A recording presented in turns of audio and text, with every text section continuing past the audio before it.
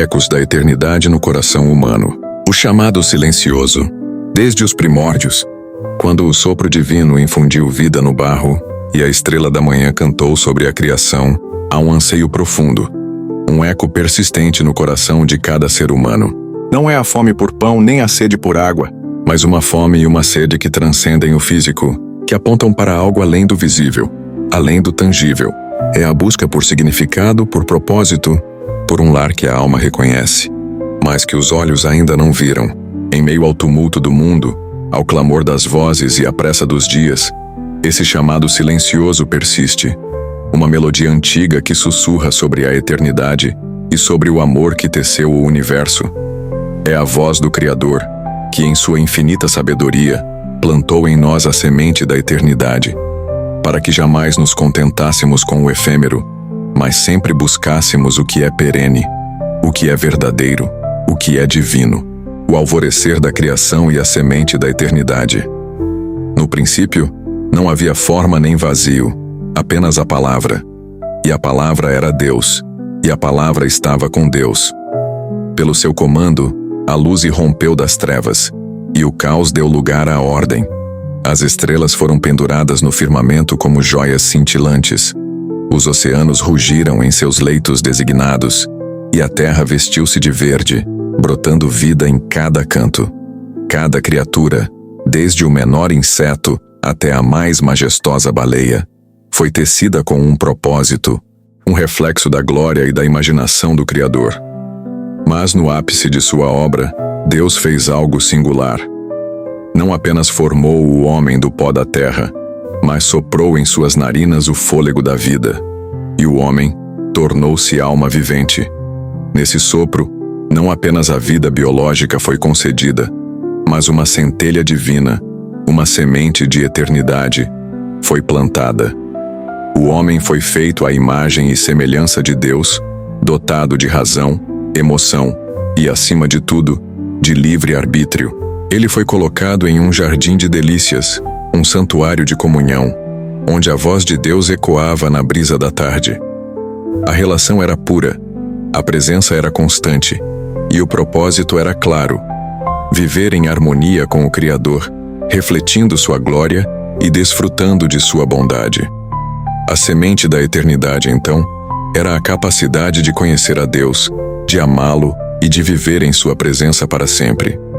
Era a promessa de uma comunhão ininterrupta, de uma existência plena e significativa, enraizada no amor divino, o sussurro da promessa e a luz que rompe as trevas. Mesmo na escuridão da queda, a misericórdia de Deus não se apagou. No mesmo instante em que a condenação foi pronunciada, um sussurro de promessa ecoou. A semente da mulher esmagaria a cabeça da serpente. Essa foi a primeira alvorada de esperança, a primeira rachadura na parede da desesperança. Através dos séculos, essa promessa foi reiterada, ampliada e detalhada. A sombra da escolha e o eco da perda. Contudo, em meio à perfeição do jardim, uma escolha se apresentou. Não era uma escolha entre o bem e o mal absolutos, mas entre a obediência e a desobediência, entre a confiança e a dúvida.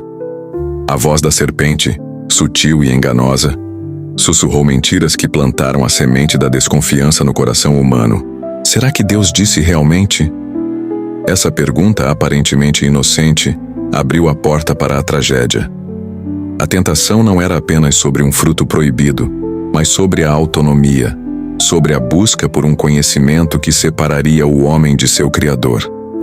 Ao estender a mão e tomar do fruto, o homem não apenas desobedeceu a um mandamento, mas rompeu a comunhão, quebrou o elo sagrado que o unia a Deus. A semente da eternidade, embora não destruída, foi obscurecida pela sombra do pecado. A inocência foi perdida, a vergonha surgiu, e o medo substituiu a confiança. A voz de Deus, antes um convite à comunhão, tornou-se um som que levava à fuga. O homem foi expulso do jardim não por crueldade divina, mas para protegê-lo de uma eternidade de sofrimento em seu estado caído. A terra, antes um paraíso, passou a produzir espinhos e abrolhos. O trabalho tornou-se árduo, e a morte, Antes uma impossibilidade tornou-se uma certeza. O eco da perda ressoou através das gerações, manifestando-se em conflitos, doenças, sofrimento e uma incessante busca por algo que preenchesse o vazio deixado pela ausência da presença plena de Deus. A semente da eternidade, agora dormente, ansiava por despertar, por encontrar novamente o solo fértil da graça divina.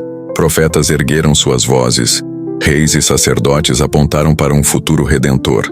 Sacrifícios eram oferecidos, não como um fim em si mesmos, mas como sombras de uma realidade maior que viria.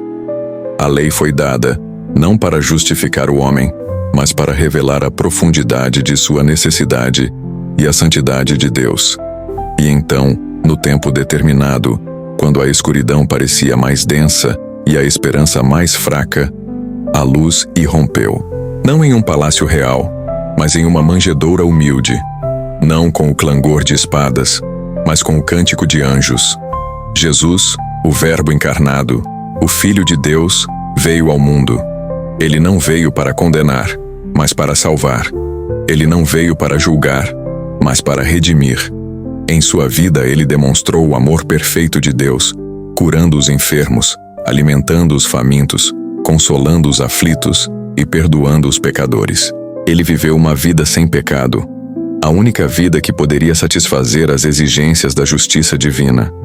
Ele foi a manifestação visível da semente da eternidade em sua plenitude, o caminho de volta ao Pai, a ponte sobre o abismo que o pecado havia criado, o sacrifício supremo e o despertar da semente. O clímax da história de redenção não foi em um trono, mas em uma cruz. Ali, no Gólgota, o amor e a justiça de Deus se encontraram. Jesus, o Cordeiro Imaculado, tomou sobre si os pecados da humanidade. A dor, a vergonha, a separação de Deus que era o salário do pecado, ele suportou em nosso lugar. Seu sangue derramado não foi apenas um ato de violência, mas o derramamento da vida perfeita, o preço pago para resgatar a humanidade da escravidão do pecado e da morte. Está consumado. Aquele grito não foi de derrota, mas de vitória. A dívida foi paga, a maldição foi quebrada, e o caminho de volta ao Pai foi aberto.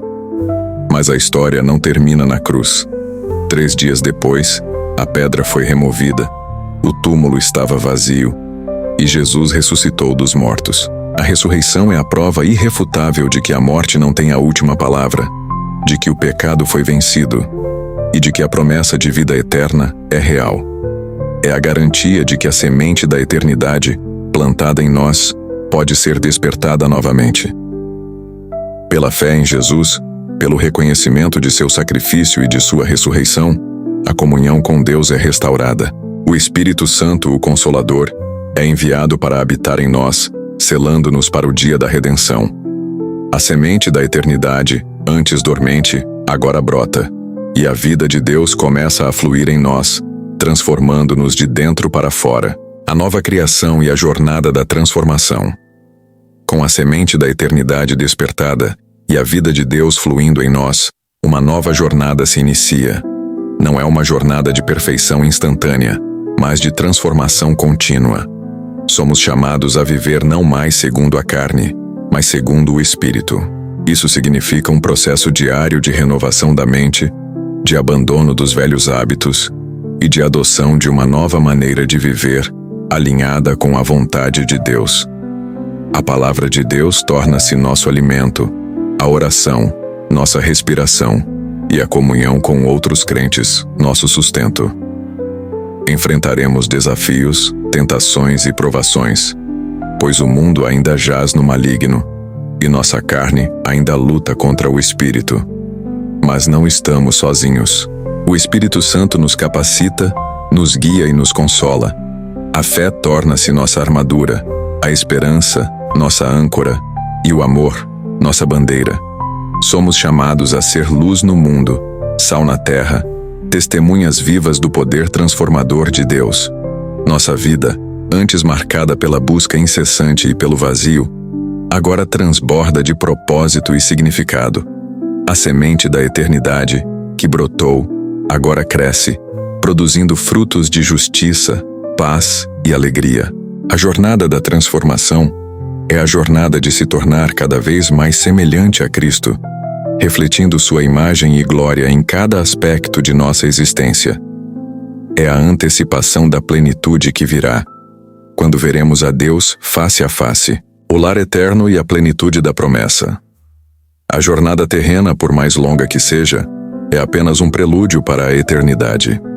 A semente da eternidade plantada em nós, que foi despertada e cresce, aponta para um destino glorioso.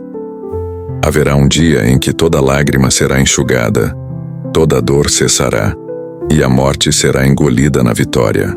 O Criador que nos amou desde antes da fundação do mundo, nos aguarda em um lar eterno, onde a comunhão será perfeita e ininterrupta. Não haverá mais pecado, nem sofrimento, nem separação. A nova Jerusalém descerá do céu, e Deus habitará com seu povo. Veremos a Jesus, nosso Redentor, em toda a sua glória, e o adoraremos em espírito e em verdade. A semente da eternidade alcançará sua plena floração, e desfrutaremos da presença de Deus em uma dimensão que hoje mal podemos conceber.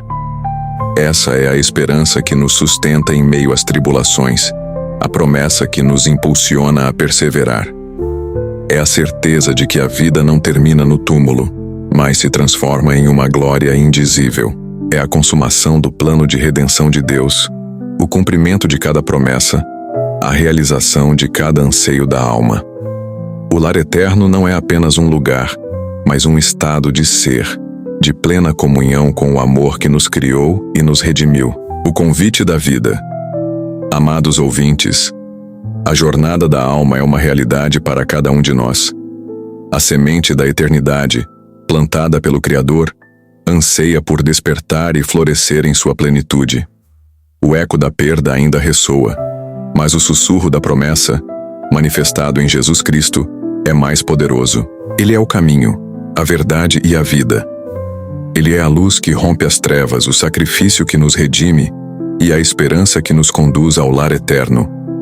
Que a sede por mais da palavra viva de Deus continue a arder em vossos corações e que possamos juntos explorar as profundezas de sua verdade, para que vossa fé seja continuamente alimentada e vossa alma encontre repouso. Há muito mais a ser revelado, muito mais a ser compreendido sobre o amor insondável de Deus e o propósito eterno para vossas vidas. Que a busca por essa verdade vos guie a cada dia.